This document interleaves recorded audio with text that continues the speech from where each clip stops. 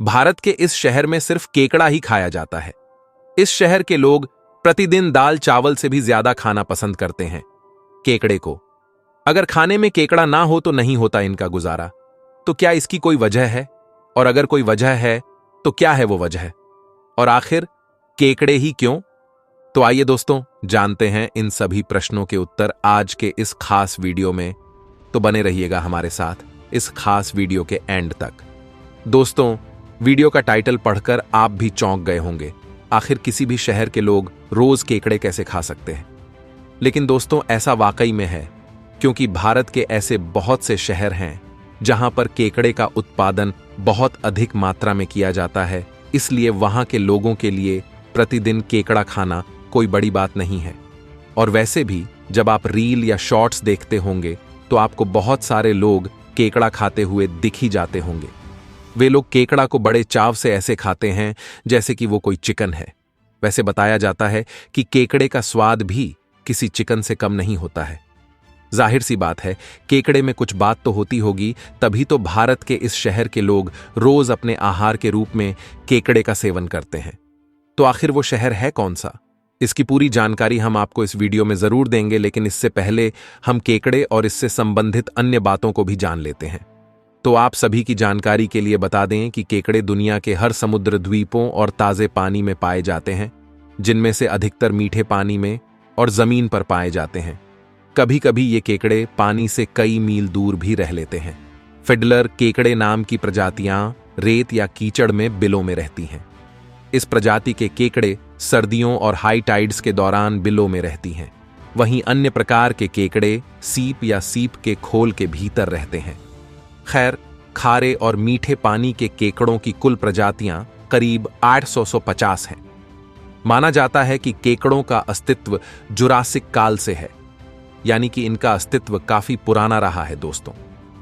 वैसे दोस्तों, भारत के किस शहर के लोग सिर्फ केकड़ा खाते हैं, यह बताने से पहले मैं आपको एक छोटी और मोटिवेशनल स्टोरी सुनाने जा रहा हूं, जो आपको जरूर सुननी चाहिए। यह कहानी इन्हीं केकड़ों की खेती से संबंधित है।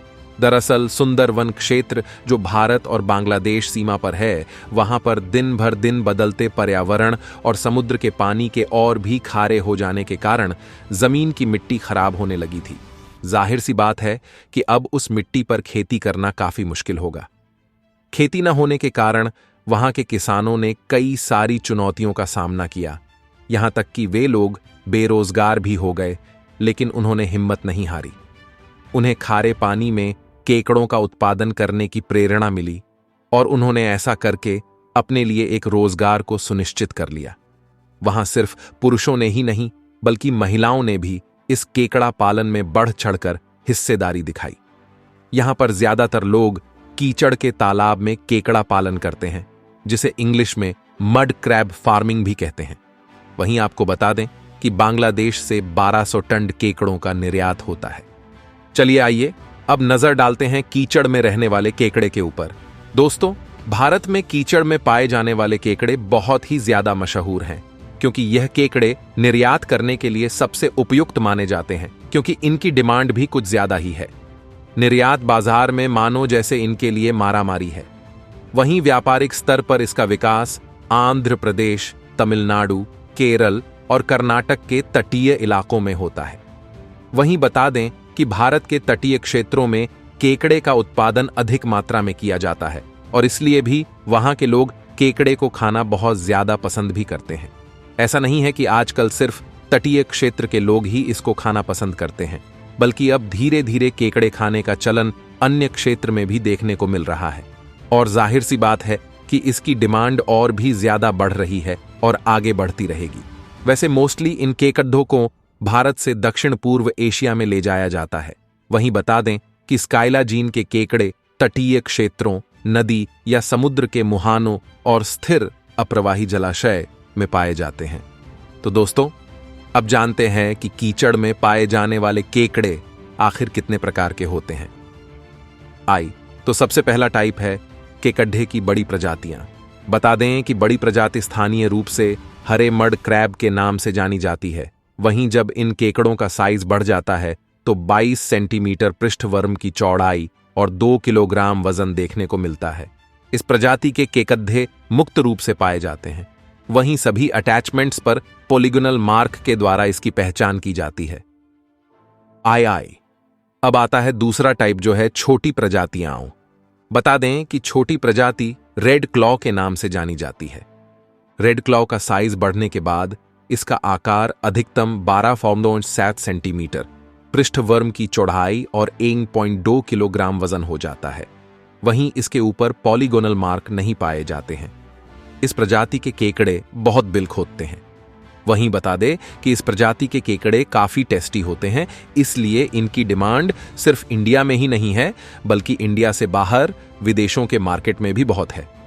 देखिए दोस्तों, वीडियो के यहां तक पहुंचने तक आप समझ गए होंगे कि भारत के कुछ शहरों के लोग केकड़ा खाना बेहद पसंद क्यों करते हैं। वहीं आपको बता दें कि केकड़े के साथ साथ झींगा पालन भी हमारे देश के लिए बहुत लाभदायक है। तो आइए अब केकड़े की खेती के कुछ महत्वपूर्ण लाभों के ऊपर प्रकाश डालते हैं।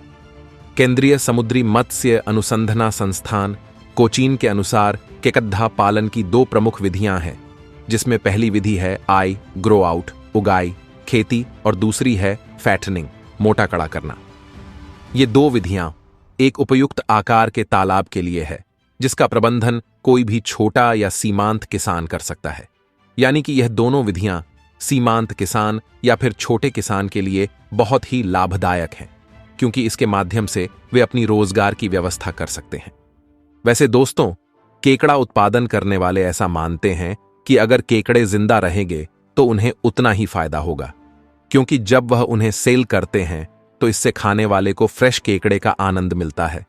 क्योंकि अगर केकड़ा मर जाता है तो उसके शरीर में एंजाइम मांस को तोड़ना शुरू कर देते हैं, जिससे इसका स्वाद और बनावट बदल सकता है। खैर, केकड़े की खेती के दौरान चारा को बर्बादी से बचने के लिए खाना देने के ट्रे का प्रयोग किया जाता है, ताकि केकड़ा मोटा हो जाए और उसका आकार बढ़ जाए। वहीं केकड़े की खेती करने की विधियों के दौरान 80-85% केकड़ों के जीवित बचने की संभावना रहती है। खैर, महाराष्ट्र में मैंग्रोव में केकड़ा प्रजनन एक पायलट योजना के रूप में स्टार्ट किया गया था, जिसके कई मुख्य उद्देश्य थे, जैसे कि स्थानीय मछुआरों के लिए अच्छा आय का माध्यम प्रोवाइड करवाना, केकड़ों की डिमांड को पूरा करना और इसके साथ ही मैंग्रोव वनों की रक्षा करना।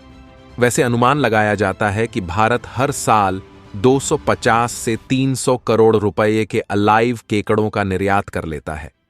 खैर, इसके साथ ही आप सभी को बता दें कि केकड़ों का उत्पादन करना इतना आसान नहीं होता, इनकी खेती कम ही हो पाती है, इसलिए इनकी डिमांड भी कुछ ज्यादा ही है और इनका रेट तो ज्यादा है ही।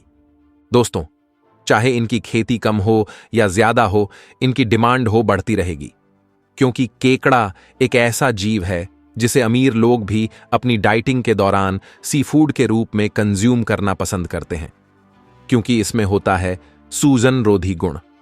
वहीं केकड़े के मांस में ओमेगा 3 फैटी एसिड के अलावा अन्य पोषक तत्व और खनिज सूजन को कम या खत्म करने की क्षमता पाई जाती है।